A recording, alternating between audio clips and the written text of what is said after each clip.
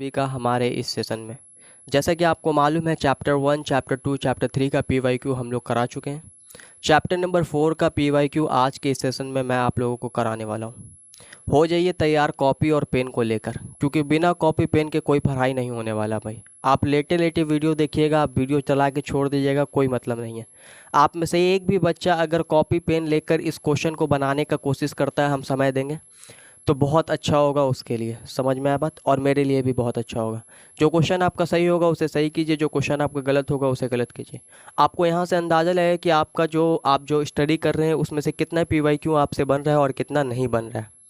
और आप अभी भी मौका है, अच्छे टीचर्स को चुन सकते हैं ताकि आपका जो पढ़ाई है वो अच्छे से हो पाए। क्लियर है? और इस चैप्टर का रिप्रोडक्टिव हेल्थ का वन शॉट भी मैं बहुत जल्द ही लाने वाला हूँ। तो आइए स्टार्ट करते हैं इस सेशन को बिना समय को बर्बाद करते हुए, क्योंकि समय सबका कीमती है। क्वेश्चन नंबर 1 कह रहा है progesterone present in contraceptive pills. Progesterone जो है वो प्रेजेंट होता है कॉन्ट्रासेप्टिव पिल्स में।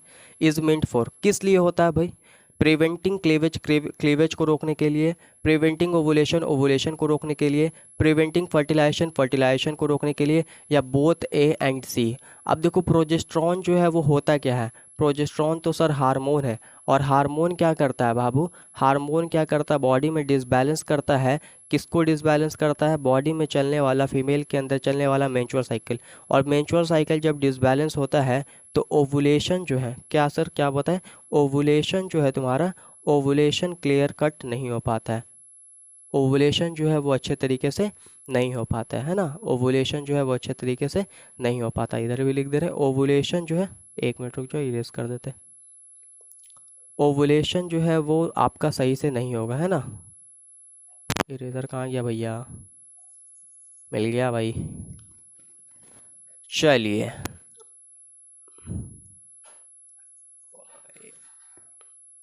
कहाँ चले सर? चलिए तो बोल दिया। हाँ आइए, ओवुलेशन जो है बाबू तुम्हारा वो अच्छे से नहीं हो पाएगा। समझ में आया बात? ओवुलेशन अच्छे से नहीं हो पाएगा। तो यहाँ पे तुम्हारा आंसर हो जाएगा ऑप्शन नंबर बी, यानी कि प्रिवेंटिंग ओवुलेशन। ओवुलेशन जो है वो रुक जाएगा। क्लियर है यहाँ तक? क्वेश्चन 2 कह रहा है the method of directly injecting a sperm into ovum. जब आप स्पर्म को डायरेक्टली इंजेक्ट कर देते हैं ओवम में, किस में भैया? ओवम में, तब उसे हम लोग क्या कहते हैं? तब उसे हम लोग कहते हैं बाबू ICSI। तब उसे हम लोग क्या कहते हैं? ICSI, intracytoplasmic sperm insemination. और ये तुम्हारा GIFT, gamete intrafallopian transfer, ZIFT, zygote intrafallopian transfer, और ये तुम्हारा ET, एम्ब्रियो ट्रांसफ़र। इन सभी का तुमको फुल फॉर्म याद होना चाहिए एग्ज़ाम हॉल में जाने से पहले। वैसे एग्ज़ाम के समय मैं मैराथन कराऊंगा और ज़बरदस्त मैराथन कराऊंगा। तो अभी तो इसका आंसर हो जाएगा sir option number B. Question 3 कह रहा है amniocentesis is process to. Amniocentesis एक प्रोसेस है किस लिए? Know about the disease of brain. Brain के डिजीज़ को जानने के लिए नहीं भैया। Determine any hereditary disease in the embryo. Determine any disease in heart. Heart का कोई डिजीज़ नहीं है। बोथ ए एंड सी नहीं, दोनों नहीं होगा। हमारा राइट आंसर होगा ऑप्शन नंबर बी। देखो, एमनियोसेंटेसिस नाम का जो टेक्निक्स है इसे इसलिए लाया गया था कि हम हेरिडिटरी डिजीज़ को पहचान पाएँ और उसको उसी समय क्योर कर पाएँ इफ़ पॉसिबल, अगर पॉसिबल हो तो। जैसे Down syndrome, Turner syndrome, Klinefelter syndrome, haemophilia, sickle cell anaemia, ऐसे बीमारी को पता लगाने के लिए एमनियोसेंटेसिस को लाया गया था। लेकिन हमारा देश में, हमारा देश तो महान है, लेकिन हमारे देश में कुछ ऐसे भी महान लोग हैं जो इसका मिसयूज़ करने लगे, और ये मिसयूज़ आपके एग्ज़ाम में आएगा। पूछेगा बताइए एमनियोसेंटेसिस का मिसयूज़ क्या होने लगा था? तो एमनियोसेंटेसिस का मिसयूज़ ये होने लगा था कि फ़ीमेल फिटिसाइड का केस बनने लगा था। मतलब गुरुजी, फीमेल फिटिसाइड का मतलब कि लड़की को मारना शुरू कर दिया था। अगर जो लड़की बच्ची पैदा होती है उसको पेट में, माँ के पेट में नहीं बोलेंगे, माँ के यूट्रस में ही मारना स्टार्ट कर दिया गया था। एमनियोसेंटेसिस से पता कर लिया जाता था सेक्स, एमनियोटिक फ्लूइड्स निकाल के, और फिर उसको वहीं मार दिया जाता था। तो ये इलीगल है, बहुत गलत है, बहुत गलत है। क्लियर है यहाँ तक? तो इसका राइट आंसर होगा ऑप्शन नंबर बी। क्वेश्चन 4 कह रहा है genital warts are sexually transmitted disease spread by. Genital warts तुम्हारा एक सेक्सुअली ट्रांसमिटेड डिजीज है, स्प्रेड बाय, ये किसके द्वारा फैलता है? Hepatitis B, herpes virus, papilloma virus या फिर ट्राइकोमोनास। तो ये तुम्हारा स्प्रेड होता है पैपिलोमा वायरस के द्वारा, यानी option number C is our right answer. Question 5 कह रहा है amniocentesis involve the analysis of, amniocentesis के एनालिसिस के में कौन इन्वॉल्व होता है? Amino acid of protein, amniotic fluid, both and भी। अभी मैंने बताया कि हम लोग एमनियोटिक फ्लूइड्स को निकालते हैं। किसको निकालते हैं बाबू? एमनियोटिक फ्लूइड्स को निकालते हैं और वहाँ हम लोग चेक करते हैं। क्या चेक करते हैं? वहाँ उससे हम सेल निकालें और सेल में चेक करेंगे सेक्स क्रोमोसोम। क्या चेक करेंगे? Sex chromosome. अगर सेक्स क्रोमोसोम जो है हमारा एक्स आया तो हम पहचान लेंगे कि फीमेल है, समझे? और XY आया तो क्या होता है गुरुजी? मेल। तो ये इसको क्या किया जाता था भाई? किल कर दिया जाता था, लेकिन जो कि बहुत ज़्यादा गलत है। ठीक है, अब स्टैट्यूटरी मतलब पूरे क्या कहते हैं उसको, संवैधानिक तरीके से, पूरे तरीके से देश में अब इसको बैन कर दिया गया है। बहुत अच्छी बात है।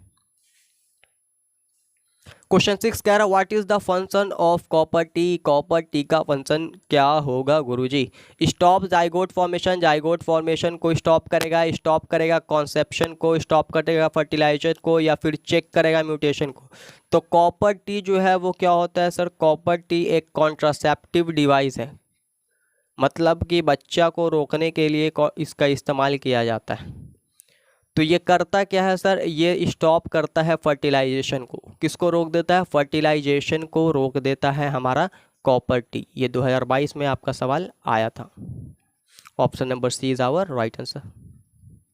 Question 7 genital warts spread by which of the following, same question repeat कर रहा है। जेनाइटल वर्ड जो है वो किसके द्वारा फैलता है?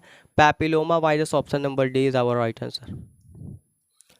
The main reason for making copper tea most effective and popular intrauterine devices in female, main reason क्या है कि जो हमारा कॉपर टी है वो बहुत ज़्यादा इफेक्टिव होता है और पॉपुलर इंट्रायूट्राइन डिवाइस है फीमेलों में। Reduction in fertilisation ability of spermatozoa, जो फर्टिलाइजेशन एबिलिटी होती है स्पर्मेटोजोआ यानी स्पर्म का, उसके एबिलिटी को ये क्या करता है? घटाता है। दूसरा कह रहा है increase phagocytosis of spermatozoa due to release of copper ion. ये क्या करता है? कॉपर आयन रिलीज करता है, जिसके वजह से क्या होता है भैया? फैगोसाइटोसिस होता है तुम्हारे स्पर्म को, यानी स्पर्म को चुन चुन के मारा जाता है। Option number C reduction in motility of sperm, sperm के मोटिलिटी को भी रिड्यूस किया जाता है, यानी कि घटाया जाता है। तो हमारा right answer all of these, option number D. Clear है। क्वेश्चन 9 कह रहा है sexually transmitted disease, sexually transmitted disease जो होता है वो कौन सा हमारे पास? मिसल्स, टीबी, गोनोरिया या फिर टाइफाइड। तो गोनोरिया जो है बाबू तुम्हारा वो क्या होता है? Sexually transmitted disease. टाइफाइड तुम्हारा बैक्टीरियल डिजीज है। कहाँ पढ़ेंगे गुरुजी? बैक्टीरियल डिजीज है, इसे पढ़ेंगे ह्यूमन हेल्थ एंड डिजीज वाले चैप्टर में। टीबी को भी पढ़ेंगे, मिसल्स को भी पढ़ेंगे। गोनोरिया तुम्हारा सेक्सुअली ट्रांसमिटेड डिजीज है। Option C our right answer. Thank you बच्चों। अगर सेशन अच्छा लगा हो तो सेशन को लाइक कर देना, चैनल को सब्सक्राइब कर देना और दोस्तों में शेयर कर देना। सेशन छोटा था लेकिन मज़ा आया होगा। 10 क्वेश्चन था, 10 क्वेश्चन में जान बहुत था। तो आपने अगर बनाया है, आपका कितना सही हुआ है कमेंट में ज़रूर बताइएगा। Thank you. और आपके लिए मैं एक शायरी लेकर आया हूँ। कह रहा है काम करो ऐसा कि एक पहचान बन जाए।